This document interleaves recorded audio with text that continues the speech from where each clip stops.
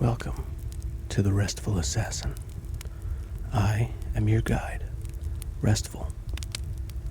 Today, we will be reading from the Assassin's Creed Encyclopedia 3.0. Chapter 1. Factions. The Assassin Brotherhood. A modern-day order with an origin reaching back to the very dawn of time. The Assassins are a worldwide secret organization dedicated to preserving mankind's right to freedom of choice. Their ideology is founded in the belief that only free will can ensure the betterment of humanity as a whole through the development of the individual, thus allowing for the birth of new ideas and innovations. Though it is acknowledged by the order that free will comes with a price and potentially dangerous consequences, the risks involved are considered to be minor compared to the threat of losing all free will. The Assassin Order. The Order does not expect perfection from humanity.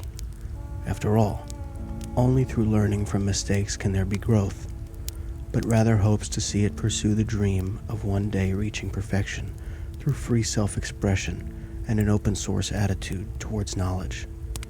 It is this very ideology which sets them in direct opposition to the Templars throughout their intertwined history, pitting them against a powerful mirror organization which believes that the best way for humanity to survive is to save it from itself through the sublimation of free will.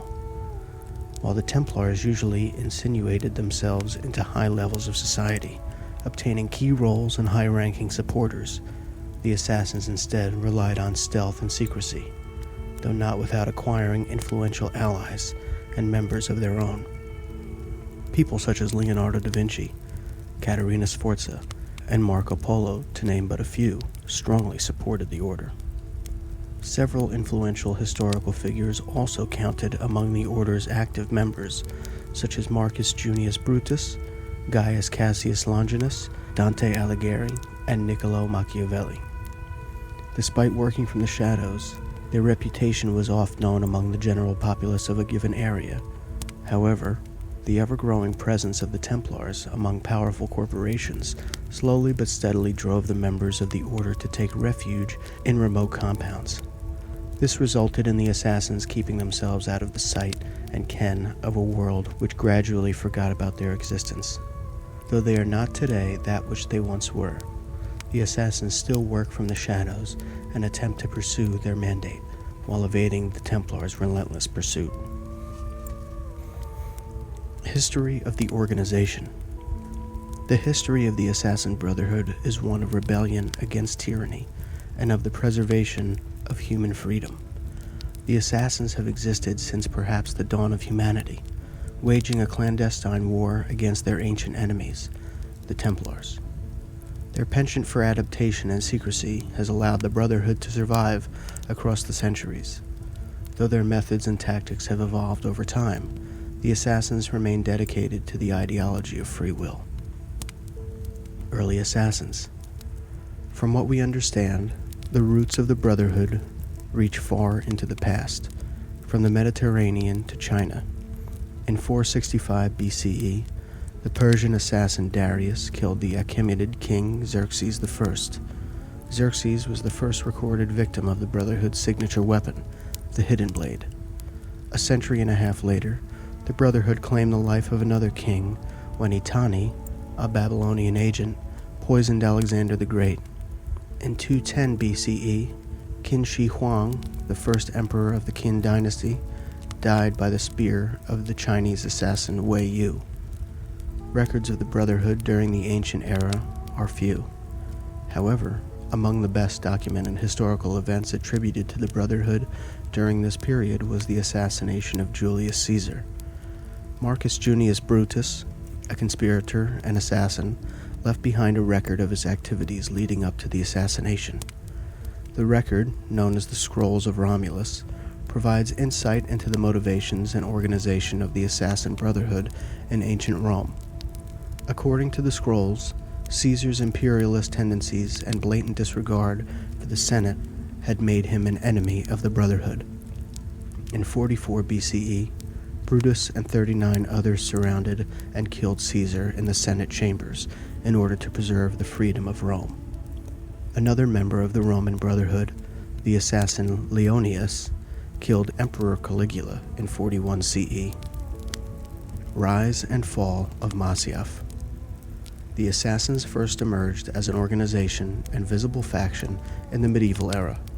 By the Third Crusade, the Brotherhood, under the leadership of al-Mualim, had achieved prominence and notoriety across the Levant.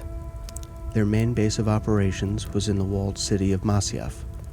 The city thus became the cornerstone of the assassin network.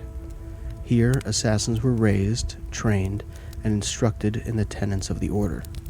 By the end of the 12th century, the assassins had at their disposal an intricate network of informants in several cities across the Levant, including Jerusalem, Acre, and Damascus. However, it was in 1191, during the siege of Masyaf, that the assassins displayed their military prowess by repelling the forces of Templar Grand Master Robert de Sable. Despite its considerable resources, the Brotherhood remained ostensibly apolitical, conducting assassinations against the targets deemed threatening to the freedom of the people. In order to preserve peace, their operations were indiscriminate of political allegiances, and assassins took the lives of Saracens and Christians alike. The ascension of Masyaf in the political landscape was short-lived, however. Soon after the Brotherhood's victory over the forces of Robert de Sable, it was discovered that al-Mualim was a Templar agent who manipulated the assassins of Masyaf for his own gains. His treachery dealt a blow to the Brotherhood. The remaining assassins, having eliminated their former master, now found themselves with fewer numbers, less resources, and no one to lead them. Eventually, the mantle of leader passed to al-Mualim's student, Altair ibn La'ahad, who brought a period of self-reflection and reform to the Brotherhood. Altair's reforms and the Mongol threat. Shortly after the death of al-Mualim, the assassins temporarily expanded their influence to the island of Cyprus by eliminating the authority of the new Templar Grand Master Armand Bouchard and forcing his troops to retreat. At the end of the 12th century, as the Templars began to recede into the shadows, so too did the Brotherhood. Necessity led to adaptation, and the assassins abandoned their fortress. Assassin rituals established under al-Mualim, a prohibition against the use of poison and the removal of the ring finger, became obsolete. Toward the end of Altair's life, the Brotherhood mobilized against the Mongol warlord Genghis Khan, ultimately slaying him in 1227 when Kulan Gal, a Mongolian assassin, shot him from horseback. Kulan Gal's actions instigated a bitter reprisal from the Mongolians. In 1256, Hulagu Khan, Genghis Khan's grandson, marched against the Brotherhood, destroying most of their strongholds in the Levant. Italian Renaissance. By the 15th century, the center of assassin activity had shifted from the Levant to Italy. The Renaissance was beginning in Florence, and the tumult of the era provided a backdrop for renewed conflict between Templars and assassins. The Templars, under the leadership of Rodrigo Borgia, attempted to seize control of the Italian city-states. The assassins opposed Borgia from their stronghold in Monteriggioni until 1500, when Rodrigo's son, Cesare Borgia, laid waste to the citadel, forcing the assassins to regroup in Rome. The assassins were routed, but not defeated. As in Masyaf, the assassins of Rome adapted to their new circumstances and embraced new tactics. They established a hideout on Tiber Island and began a campaign of reclamation. In Rome, assassin methodology began to evolve, and they attempted to win the support of the people, liberating Rome district by district. In this way, the assassins drew strength from the city itself, sponsoring merchants, funding renovations, and recruiting new members for their order in the streets of Rome.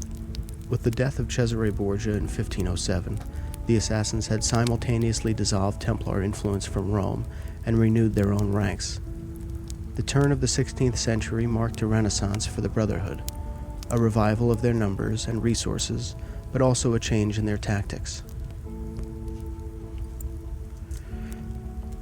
American Revolution. The Assassins recognized the importance of the Americas long before the Templars, and in the early 16th century, they sent men to establish the Brotherhood and secure peace. As the Assassins traded and shared ideas with the indigenous populations, they discovered the natives' close link to the first civilization. In particular, one village of the Kenyekehaka tribe held a mysterious structure in very high regard in their religious iconography. The Assassins slowly gained the village's trust, and the residents eventually allowed their new allies access to their sacred structure. The Assassins were shocked to find an ancient temple built by the first civilization. Unclear to its purpose, but certain of its importance, the Assassins devoted themselves to the mysterious group, vowing to protect their people, culture, and territory at all costs. In the mid-18th century, the Templars arrived in North America and radically altered the balance of power. In the aftermath of the 7 Years' War, also known as the French and Indian War, the Assassins' ranks were decimated.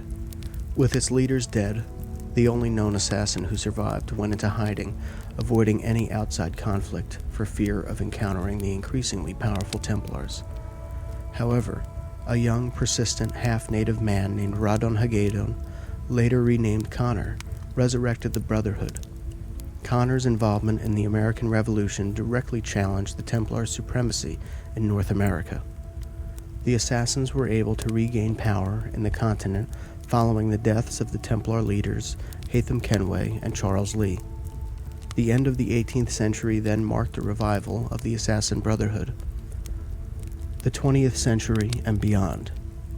As the 20th century approached, the Assassins embraced the idea of change through social reform. The Brotherhood would place greater emphasis on social and political movements rather than brute force. The transition, however, was tenuous. In Russia, the Brotherhood became associated with a movement known as Narodnaya Volya, or the People's Will. This organization emerged during the late 19th century with the intention of overthrowing the Tsarist autocracy. Its members were branded terrorists for acts of violence committed against the royal family.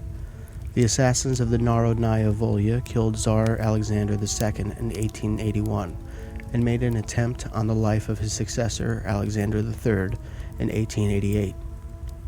The Brotherhood was also closely involved in the social upheaval in Europe during the 20th century, participating in the 1917 Bolshevik Revolution and eliminating Adolf Hitler at the close of the Second World War. After the Second World War, the Assassins began a gradual transition toward inspiring change by example. As the political milieu of the world began to shift from imperialism to globalism, the Brotherhood once again adapted. The war between the Assassins and Templars, once waged in open conflict, was now conducted through the ballot box or the newspapers. The Brotherhood's adherence to nonviolent social change did not save it from Templar reprisal. In November of 2000, a Templar sleeper agent named Daniel Cross infiltrated the Brotherhood's headquarters in Dubai and killed the mentor, the highest-ranking member of the organization. Cross also learned the location of assassin training camps around the world. November 2000 therefore marked the beginning of the end of the Assassin Brotherhood, and over the next 12 years, the Templars hunted the scattered assassins. The fate of the Brotherhood remains uncertain. Their ranks, resources, and options grow increasingly limited. Nonetheless, they remain determined opponents to the Templar Order. Thank you very much for listening. That was the Assassin's Creed Encyclopedia 3.0, Chapter 1, Factions, 1.A to 1.A-1.B. I hope your night is full of rest. Requiescat in pace.